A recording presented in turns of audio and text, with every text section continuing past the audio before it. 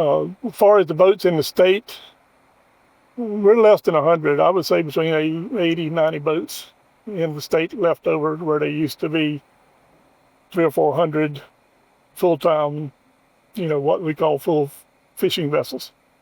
Like I was saying, there used to be like 1,500 licensed, but that was more when the Sounds was open and you had a lot of smaller, battle rigs, speedboat rigs that were fishing in the Sounds. And you don't have the migration like we used to have of boats coming from different states, and like we used to have also, because they were, fuel costs. They can catch shrimp wherever they port from anyway. So you don't have the migration that we used to have neither.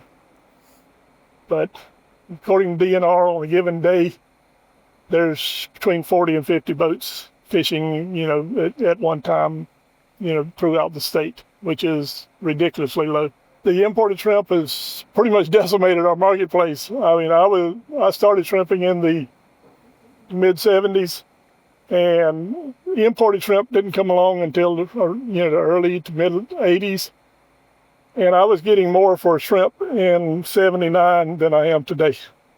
And where I used to pay for a net, I would pay $400 for a net. Now they're $4,000. Fuel used to cost me between 60 and 70 cents. Now it's $3, and it has been as high as $5. So where we used to work on price, now we work on production, because there's so few boats getting a bigger piece of the pie. And so, you're still able to make money in the shrimp industry, but it's a different scenario than it was when I started. Back in the '80s, there was 4 boat builders in St. Augustine alone, and they've been gone since the mid-'90s. There's no there. My family, we built 6 boats ourselves, and my boat, the Gale Force, it's named after my wife, is still fishing, and one of my other boats, the Hustler, and the Sapelo Lady, are the only 3 that we built that are still fishing. But mine was the last boat the family boat was the last boat that our family built in 1980. Yeah.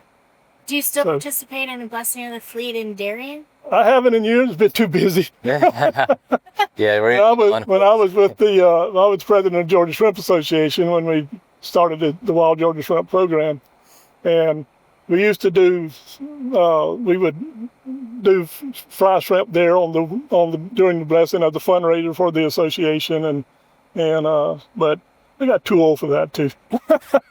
I think one of the last times we did put it in, it was like a disaster. It was one we did not catch shrimp that year. I think I was 13. That was one that was usually blessed. I was like, why are we blessed? Well, I really, it's been a while, but like I say, it's just the older I get, the less I can do. So you were involved in creating the Wild Georgia Shrimp brand. Do you want to talk about that? Well, we did that with the help of University of Georgia Marine Extension and the Department of Agriculture, and we did it to raise awareness that there is a difference between wild caught shrimp and farm raised shrimp, and we should have done it in the '80s when the farm raised first come out, but we didn't think it was going to have the potential that it turned out to having. I mean, right now there is 1.5 billion pounds of imports coming into this country every year. As a domestic industry, we only produce about 200 million. State of Georgia is probably between 2 and 3 million pounds is all. So we looked at that and said, okay, we need to create a niche market for the Georgia shrimp. And that's where the Wild Georgia Shrimp program started. And we based it kind of on the wild Alaskan seafood, because they were having success then with their salmon and with their king crab and different things like that. So we took some of their ideas and some of the Vidalian's ideas and tried to incorporate it into the shrimp industry. Yeah, people didn't have a clue that Yeah, There was I a went farm raised shrimp at the beginning. Like, just everybody just thought it came out the ocean. Yeah, everybody thought all the shrimp they caught came right off this coast. Yeah. You know, basically.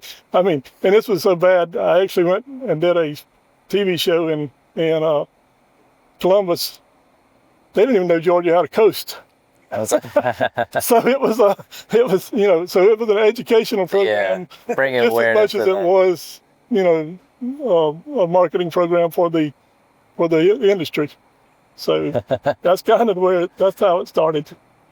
It's come a long way. People are just food in general has come more of a local. People are trying to how our food is produced. Yeah, since the 2000s, you've Food Network, the different things that people are coming in and getting more of the farm to table scenarios going on, and that's basically what we are. We're farmers of the sea.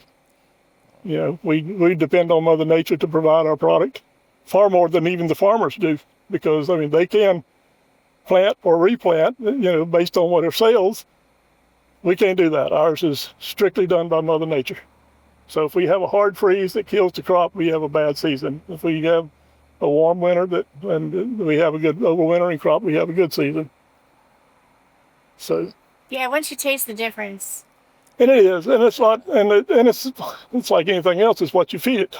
We have some of the marshiest estuaries on the East Coast, and they get their nutrients from the marshland, and the tidal effect that we have pushes a lot of those nutrients out. Where a lot of states may have a 1 or 2 foot tidal effect, we have a 6 to a 10. We get a lot of nutrients coming out of the marshlands that feed not only shrimp, all of the seafood in Georgia.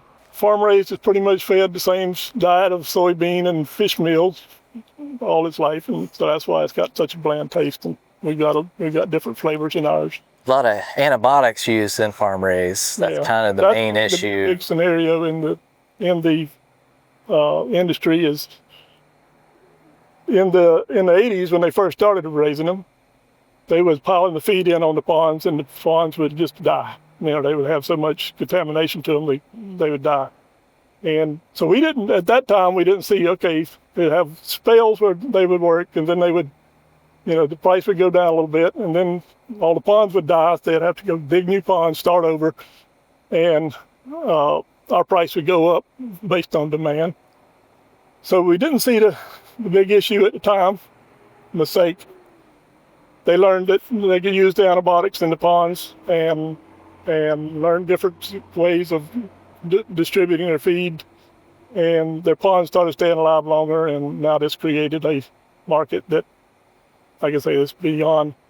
We're never going to replace the farm raised shrimp because it's here, it's there, it's going to be everywhere. We are pushing, as I'm a member of the Southern Shrimp Alliance, and we're pushing legislation to get more testing done. Seafood testing coming into the United States is less than 1%. So, we try to get more testing done because these antibiotics that they are using are illegal, and so we're pushing that. It's a hard push. A lot of people are they've got better lobbyists than we do. And they don't want to see the more inspections. They don't like in the other thing about the inspections, if they do find the antibiotic in it, they put it right back on the ship, and it's supposed to go back to the owner of the shrimp. Well, they'll put it on back ship and do what we call port shopping, and they may leave New York and come to Savannah or Charleston and see if they can get away from it there. The European Union, if they catch it over there, they destroy it. And we're pushing to do the same thing as European Union. If you're going to bring contaminated shrimp, destroy it. And we're working to try to get some of that done, but it's, like I say, it's a hard road. It's a lot of money in the farm raised shrimp. So and it's a lot of subsidies. The program that got dismantled, USAID, pretty much started the shrimp industry around the world. We paid the to put ourselves out of business. A lot of the ponds was done by them. They used the technology that we had over here. They funded the ponds, and it was to help the third world country, but it decimated our industry. And so it's the Southern Shrimp Alliance. How can people get involved in that? It is an industry-based organization. It's based out of from North Carolina to Texas. It's the wild caught shrimp industry's voice, and it's pretty much industry membership. I mean, there is we do send out newsletters with southernshrimp.com that it's going to get people can go in and see what kind of news, and we do have annual or pretty much quarterly reports as to how much shrimp has been rejected throughout the United States, and that's being caught. And like I said, and that's just based on 1% of the inspection rates. So it's it's a educational organization also, and it is to help the industry survive. The big thing now with it is genetic testing.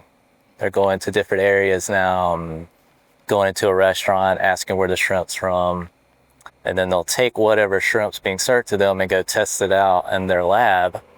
And certain areas in the Gulf, it was just blatantly fraud. It wasn't just the Gulf. Savannah. It's as bad in Savannah and Charleston, North Carolina. Brunswick passed with flying colors. Yeah, we have one of the best. So it was, but that testing is something. It's been new for the last. We've been doing it for about 4 years, I guess.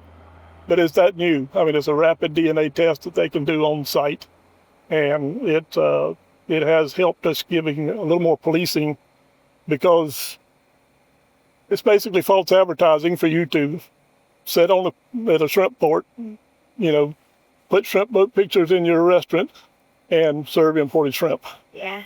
So it's stuff that we are doing to expose some of the fraud. So I feel like you had a lot to do with Brunswick doing so well in that. Everyone involved. I mean, you got City Market, Sea Island Shrimp Company, the different ones that are sold. I mean, we don't sell to everyone over here. There is, we have friendly competition. Not so much Savannah. I mean, Savannah's worse. Most of the shrimp boats are here in McIntosh and Glen, and Savannah's pretty bad on having boats anymore. And Savannah is more of a tourist town, to where it just, and this is my opinion, is the restaurants seem to look at it as, well, these are not repeat customers. They're going to eat once, they're not going to know the difference and be on their way. Now, there is local restaurants that cater to local people, and those are the ones that we sell to, even in Savannah. So it's they have more of a local following, and that's the same thing over with the restaurants over here. They have a lot of local following along with the tourist following that comes in, and they advertise it as such. We do the wild Georgia shrimp, so it's it helps, and we appreciate the help, because it's and that's the industry needs the support, and without them, we wouldn't survive either. But we're hoping this year that we get the menu law passed. It was passed the House last year and didn't have time to make it through the Senate when they were trying to do some different things to it. We've gotten an indication this year that we're going to get it passed through the Senate, and if that's the case, it does help eliminate some of the fraud, where the people are, they at least are told that they're either using domestic or imported. And I mean, it's not so much specific to the state of Georgia. You don't have to say that you're going to use Georgia shrimp, but you do say that you're doing the difference between wild-caught domestic and farm-raised imports. And that'll be a big help to the industry. That'll be tremendous help. some of the restaurants are terrified of that law. So that's Yeah, the restaurant some of the big association- tourists. The Yeah. Restaurant Association is very much against it. Yeah. We tried to do this in the early 2000s and it got shot down real fast. But it's taken, it's taken that long to get people to People are behind understand it now. it. Yeah, people are more behind it now because of the educational programs that we're having, and that they're more concerned about where their food is coming from.